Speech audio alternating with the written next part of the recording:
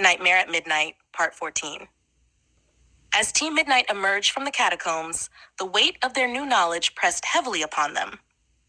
The revelation of Corvin's true identity and his connection to the Flight Cats was only part of the story. They still needed to uncover the full extent of his origins and his motivations. Back at their camp, they gathered around a flickering fire, their expressions grim but determined. Kelly, now accepted back into the fold, shared everything she knew about Corvin's past. He wasn't always known as the Crack Skull Commander, she began, her voice steady. He was once the king of a secret society of penguins. This society was hidden from the rest of the world, thriving in isolation and peace. Scarlett's eyes widened in surprise. A penguin society? That's unexpected. Kelly nodded. Yes, it was a society known for its wisdom and strength. Corvin was a just and noble king, loved by his people, but during a great battle, he was betrayed by his closest advisors and taken away from his throne. Molly leaned in, her curiosity piqued. What happened to him after that?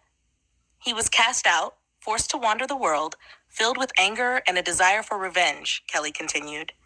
He stumbled upon the remnants of the Flight Cat's legacy and became obsessed with their power. He believed that by harnessing the amulet, he could reclaim his throne and exact vengeance on those who wronged him. Crystal Ball stroked his beard thoughtfully. So his quest for power is driven by a deep-seated need to restore his former glory. Anna nodded, her expression resolute. We need to use this knowledge to our advantage. If we can find a way to exploit his past, we might be able to undermine his plans. Meanwhile, at the circuit spinner, Corvin stood in the grand hall, his mind plagued by memories of his past. The lavish banquet continued around him, but his thoughts were elsewhere. The betrayal that had led to his downfall still burned in his heart. The Honda twins approached, their expressions calculating.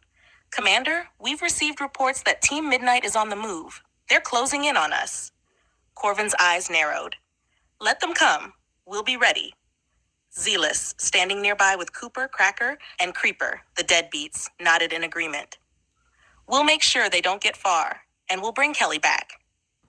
As the banquet continued, Corvin retreated to his private chambers, the weight of his past pressing heavily upon him. He reached for a hidden compartment in the wall, revealing an ornate box. Inside lay a pendant, the symbol of his lost throne. Holding the pendant, Corvin's mind drifted back to the days of his reign. The secret society of penguins had thrived under his rule, their hidden kingdom a place of peace and prosperity. But the betrayal had shattered everything he held dear. I will have my revenge, he muttered to himself, clutching the pendant tightly. And I will reclaim what is rightfully mine. Back at Team Midnight's camp, Molly and the others prepared for their next move. They knew that confronting Corvin would be their greatest challenge yet, but they were ready to face it head on. We need to find a way to use his past against him, Molly said, her voice filled with determination. If we can make him confront his own demons, we might be able to weaken him. Crystal Ball nodded.